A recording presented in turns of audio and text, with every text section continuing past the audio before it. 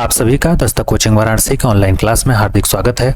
आज हम बात करने वाले हैं बिहार शिक्षक भर्ती से संबंधित जो आपके 120 प्रश्न पूछे जाने हैं मेंस में प्राइमरी लेवल में, उसमें जीके जीएस पोर्शन की। इसमें हम जो भी क्वेश्चन कवर करेंगे वो प्रीवियस ईयर में कहीं ना कहीं 2-3 बार 4 बार पूछा गया क्वेश्चन है, काफ़ी इंपॉर्टेंट क्वेश्चन है इसमें।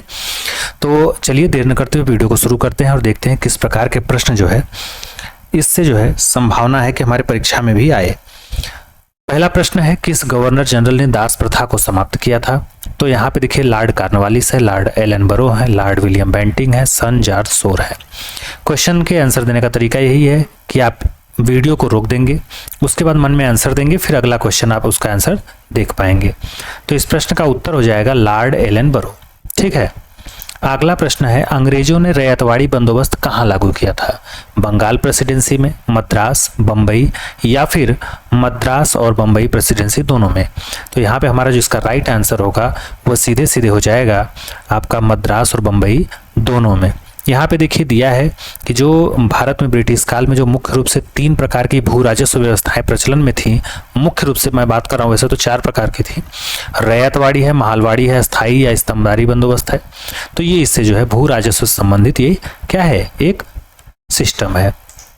अगला प्रश्न है, भारतीय राष्ट्रवाद का जनक किसे माना जाता है? गोपाल कृष्ण गोखले को, बाल गंगाधर तिलक को, सुरेंद्र नाथ बनर्जी को या इनमें से कोई नहीं? आई होप आप क्वेश्चन का आंसर मन में सोच लिए होंगे। तो इसका आंसर है इनमें से कोई नहीं, क्योंकि भारतीय राष्ट्रवाद का जनक या आधुनिक भारत का जो पिता है वो राजा राम मोहन राय को ही कहा जाता है। इस प्रकार से हमारा आंसर क्या हो जाएगा, राजा राम मोहन राय हो जाएगा। स्वतंत्रता का नवग्रहित तिरंगा पहली बार कब लहराया गया था? ये देखिए आपके लाहौर अधिवेशन से है जो 1929 में हुआ था, जिसमें जवाहरलाल नेहरू को अध्यक्ष चुना गया था। तो ये सीधे सीधे 31 दिसंबर 1928, 31 दिसंबर 1929, 1930, 1931। तो ये 1929 वाला हमारा क्या हो जाएगा, राइट आंसर हो जाएगा। अगले प्रश्न में बढ़ते हैं, स्पिनिंग टाइगर यह पुस्तक किसकी जीवनी है? ठीक है, ये स्पिनिंग टाइगर यह पुस्तक किसकी जीवनी है? काफी फेमस क्वेश्चन है, कई बार एग्जाम में रिपीटेड भी है। यहाँ तक कि बीपीएससी के अलावा यूपीपीसीएस वगैरह भी एग्जाम में कई बार ये क्वेश्चन आरओ में भी पूछा गया है। तो ये है हमारे सुभाष चंद्र बोस का। ठीक है, आप स्क्रीन पे देख पा रहे होंगे। आपसे एक रिक्वेस्ट है, अगर आप अभी तक हमारे चैनल पर नए हैं और अभी तक चैनल को सब्सक्राइब नहीं किया है तो चैनल पर जाकर सब्सक्राइब कर लें, ताकि ऐसे ही वीडियो आपको बार बार मिलता रहे। अगला हमारा प्रश्न है, भारत में राजनैतिक सत्ता का प्रमुख स्रोत क्या है? तो आपको मालूम है कि जो हमारा संविधान है उससे देश चलता है, और संविधान को जो पावर मिलती है वो हमारे जनता से मिलती है। तो इस प्रकार से हमारा इसका राइट जवाब हो जाएगा जनता। अगला प्रश्न है कि एक राज्य को संघ में अगर सम्मिलित करने या फिर नए राज्य को स्थापना करने संबंधी अगर कोई काम करना हो तो यह किस में निहित है? कौन कर सकता है? किसको यह पावर है कि वह एक राज्य को किसी संघ में अगर सम्मिलित करना हो या नए राज्य की स्थापना करना हो तो वो कर सकता है? क्या संसद को पावर है, लोकसभा को पावर है, राजनीतिक दल को किसी का पावर है, या फिर केंद्र सरकार? तो अगर आप देखेंगे तो ऑप्शन में ही आंसर छिपा है, क्योंकि संसद जो होती है वो लोकसभा, राज्यसभा और राष्ट्रपति से मिलकर बनती है। ठीक है, और उसमें सारे राजनीतिक दल अपने अपने पार्टियों से जीत कर आते हैं, वही ये काम करते हैं। तो इसका राइट आंसर हो जाएगा संसद। ठीक है, अगला हमारा प्रश्न है, किसी व्यक्ति को एक ही अपराध के लिए एक से अधिक बार दंडित नहीं किया जाएगा, यह बात किस अनुच्छेद में लिखित है? देखिए संविधान में यह बताया गया कि अगर कोई व्यक्ति कोई दोषपूर्ण कार्य करता है तो वह उस व्यक्ति को जो उस समय का कानून है उस कानून के हिसाब से ही उसको दंडित किया जाएगा, न कि बाद में हो सकता है कि अगर आदमी 8 साल पहले अगर कोई कुकर्म किया है या कोई दोष किया है तो उस समय जो सजा का प्रावधान था उस हिसाब से ही उसको सजा दी जाएगी, न कि वर्तमान में अगर उसमें चेंजेस हो गए हैं तो उसके अनुसार। तो इसमें यह भी कहा गया है कि अगर कोई व्यक्ति अगर मान लीजिए हत्या करता है तो वह 1 हत्या करे, 2 हत्या करे, चाहे 3 हत्या करेगा तो हत्या एक ही बार काउंट होगा, अर्थात उसको एक ही बार सजा। अगर मान लीजिए कोई चोरी कर लिया, चोरी करने की सजा मान लीजिए 6 महीने है और वो 3 बार चोरी किया या 3 जगह पे एक दिन में चोरी किया, तो ऐसा नहीं कि 18 महीना, वो उसको 6 महीने की ही सजा होगी, यही स्पष्ट किया गया। तो उसको अनुच्छेद आपको बताना है कि अनुच्छेद 19 है, 20 है, 21 है या फिर आपका 22 है। तो बताइए इसका आंसर क्या होगा सीधे सीधे?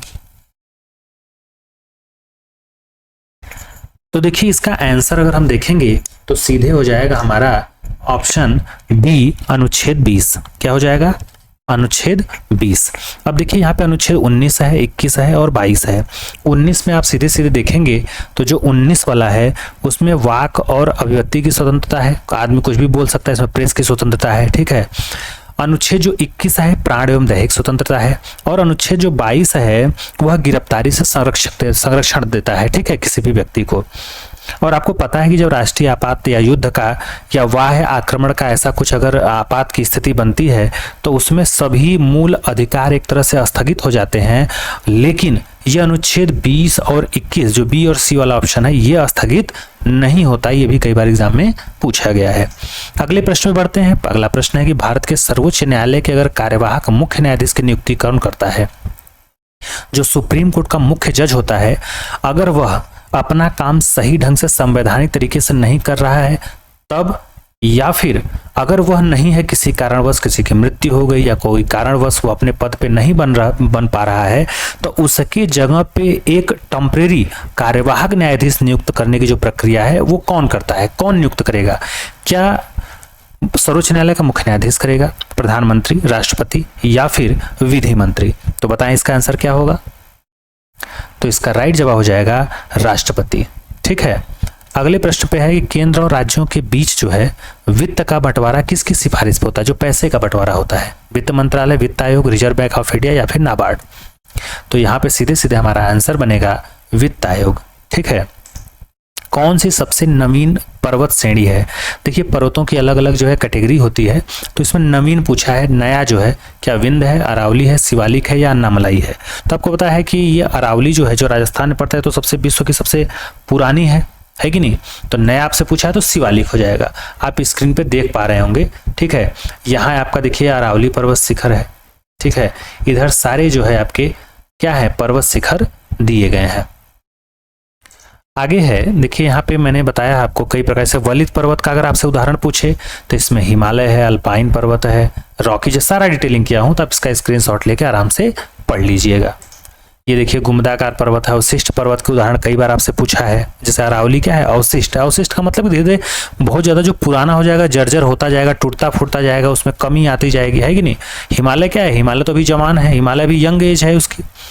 ज्वालामुखी देखिए पर्वत है, तो इसका स्क्रीनशॉट लेके आप इसको पढ़ लीजिएगा सरसरी निगाह से। अंग्रेजों ने रैयतवाड़ी बंदोबस्त कहाँ लागू किया था? बंगाल प्रेसिडेंसी में, मद्रास प्रेसिडेंसी में, बंबई प्रेसिडेंसी में या मद्रास और बंबई दोनों प्रेसिडेंसी में? तो यहाँ पे इसका राइट हो जाएगा जवाब जो है बंबई और मद्रास दोनों जो है प्रेसिडेंसी में। भारत में कितने राज्य तट रेखा से लगे हैं? तट रेखा माने ऐसा जो है राज्य जो कहीं ना कहीं समुद्री सीमा को जो है क्या करता हो, टच करता हो।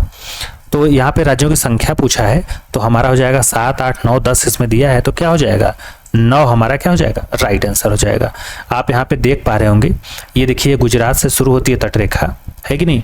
फिर महाराष्ट्र, कर्नाटक, फिर केरल, तमिलनाडु, आंध्र प्रदेश, यहाँ फिर उड़ीसा, पश्चिम बंगाल, ठीक है।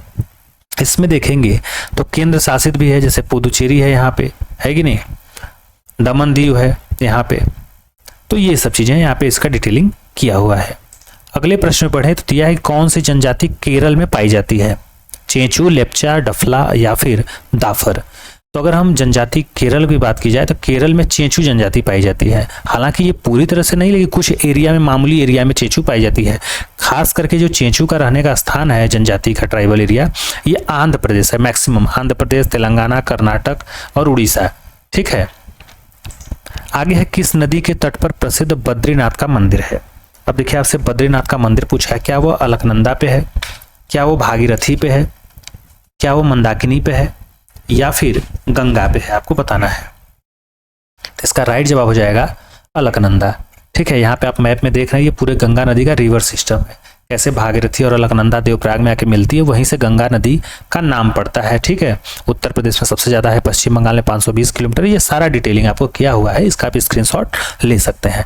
ये बद्रीनाथ मंदिर कहाँ पे है? अलकनंदा जो है नदी के तट पे है। अगर आपसे कोई पूछे कि केदारनाथ बताइए किस पे है, तो केदारनाथ किस पे है?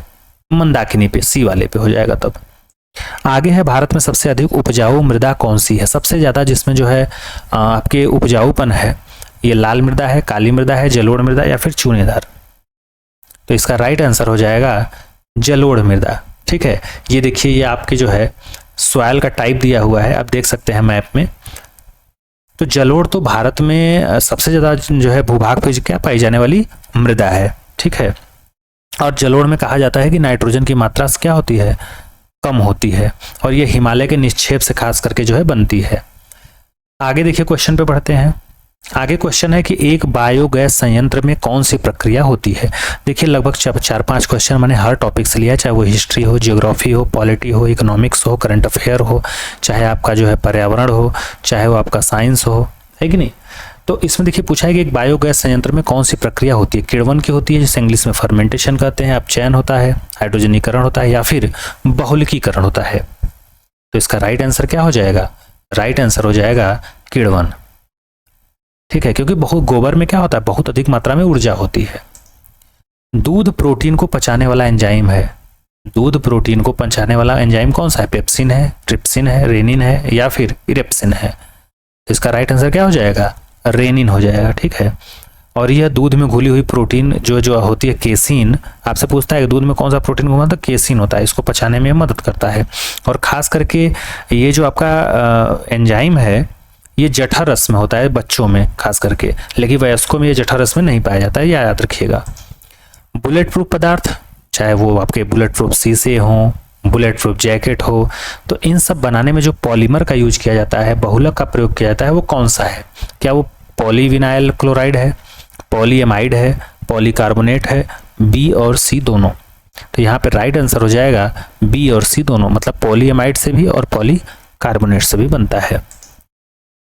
निम्नलिखित वृक्षों में कौन सा पारिस्थितिकी मित्र नहीं है, मतलब इकोसिस्टम में फ्रेंड की तरह व्यवहार नहीं करता। क्या वो बबूल है, यूकेलिप्टस है, नीम है, पीपल है। देखिए फ्रेंड का मतलब होता है कि दो व्यक्ति जब फ्रेंड होते हैं तो वो एक दूसरे को नुकसान न पहुंचाएं। अगर वो नुकसान पहुंचा रहे इसका मतलब वो क्या है, एक दूसरे के मित्र नहीं है। तो यहाँ पे सीधे सीधे आंसर हो जाएगा यूकेलिप्टस। क्या हो जाएगा, यूकेलिप्टस। ये आप देख रहे हैं लिप्टस का पेड़, ये खास करके जब सेंटरिंग वगैरह होता है गांव घर में, ढलाई आप जानते होंगे नाम, तो उसमें भी देखिए इसका काम होता है। ये जहाँ पे लगाया जाता है वहाँ पे भूमि का जो जल का स्तर होता है वो काफ़ी डाउन चला जाता है, क्योंकि ये पानी बहुत ज़्यादा घिसता है। ठीक है, पानी इसको जो है बढ़ने के लिए सबसे ज़्यादा जो है पानी की क्या होती है, आवश्यकता होती है, इसीलिए इसको इकोसिस्टम का क्या किया जाता है, मित्र नहीं कहा जाता है। ये देखेंगे तो बहुत ज़्यादा पैमाने पर ऑस्ट्रेलिया में पाया जाता है।